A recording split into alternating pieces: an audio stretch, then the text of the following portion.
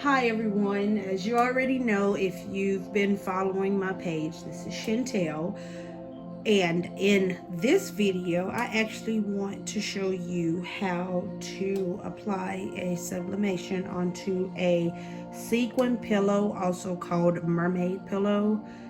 It's pretty straightforward and simple. Of course, you need a sublimation machine and a heat press. You cannot use an iron for this because you actually have to get your heat press machine to a specific temperature.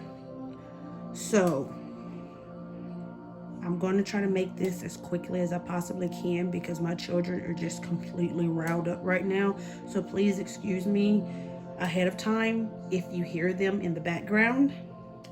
Okay, so what you actually see in front of you is really all that you'll need. You'll need the sequin pillow, and of course it has two sides. I'll go ahead and show you that. You rub it up, and you see that it's one color, and you rub it down, and this is another color.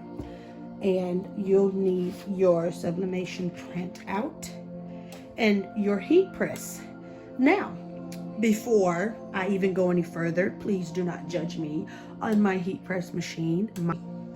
So we're going to go ahead and start trying to line this up on here. I'll show you how I do it, but of course, you know, as you get more into it, you'll figure out what's comfortable with you. And as I always say, or I always put in my description, how I show you is what I am most comfortable with.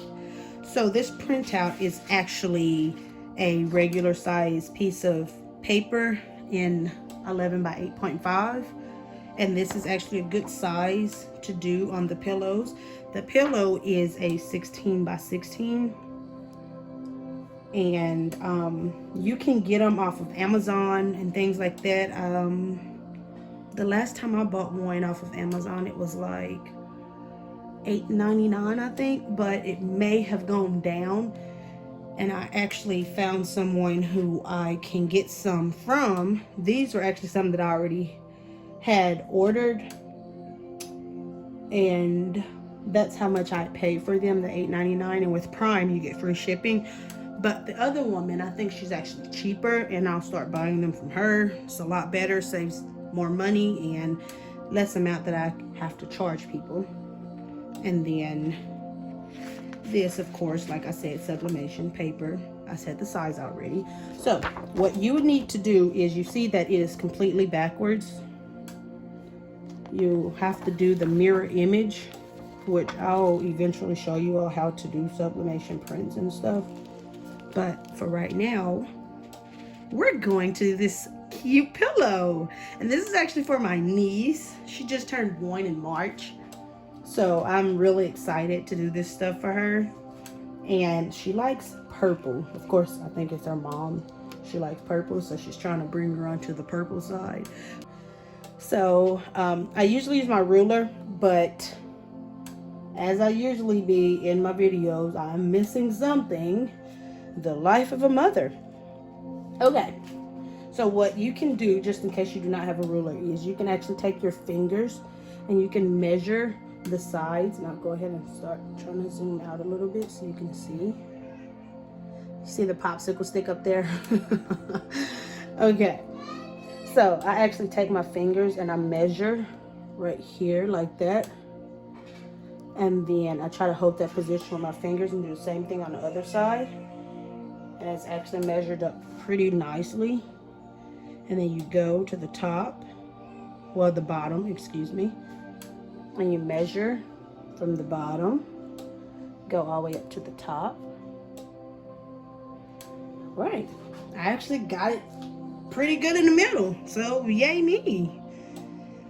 And I can actually see her name, Aaliyah, on there. So we're going to do it like that, kind of straighten it up. All right, now the temperature for the heat press is actually 400, excuse me, 500 is too hot. Okay, the temperature is actually 400 for sublimation, and you will need to press it for 60 seconds. 60-second press. Like, not too hard of a press, but it needs to have some type of pressure on it at 400 degrees Fahrenheit. No idea what it is in Celsius. I was not really fond of Celsius and transferring it from Fahrenheit to Celsius in school, so yeah. But I'll go ahead and get it turned around and everything, and then I'll show you the temperature and the degrees, and then we'll press, and I'll be back, show you picking it up and everything else. And one more thing before I actually cut off. This right here, you actually need something to put over it. You do not need to press it just like this, because with sublimations, it's actually a gas, and you do not want it to, well, the image to transfer onto the heat press. So you need something to put over this, and you can have a Teflon sheet or something, but I don't recommend using Teflon because it makes it moist, and you don't want any of this moist. So you can use a cloth, or like what I do, I actually just use a blank piece of paper, which I'll go ahead and show you how I line that up on there. Oh, excuse me, I should have already had this out, but it completely slipped my mind. But you see just a regular piece of computer paper, and you set it right there on top, just like that. So I'll go ahead and get this turned around, and I'll do the quick press and everything so you can see that, and then we'll see how it looks after it's pressed. Okay, so you see the 400 degrees and then the 60 seconds, excuse me. So what you're going to do is you're going to let it down, make sure it's good and locked, and then you'll let it count down, which I'm not actually going to sit on here and let it just keep counting down, because that's like really not fun to watch at all. So I will be right back as soon as it's done. Okay, so it is done, and now we're actually going to pick it up to see how it turned out. Oh my gosh, that is so cute! And it looked nothing like that on the printout. Like, the colors looked so faded, but that's what I love about sublimation, because the colors are so vibrant once they're pressed. Like, oh my gosh. And like, this is how it looks after you've pressed it.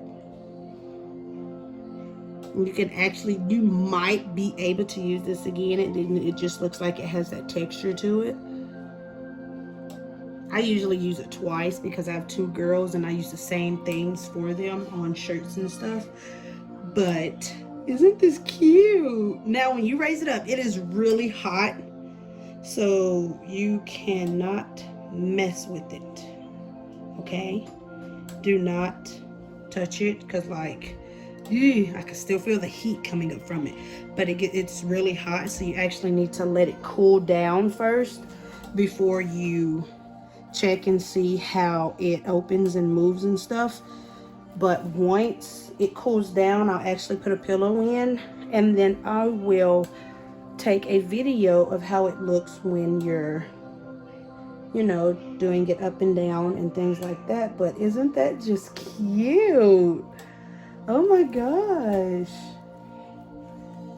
Oh, that is beautiful. I love it.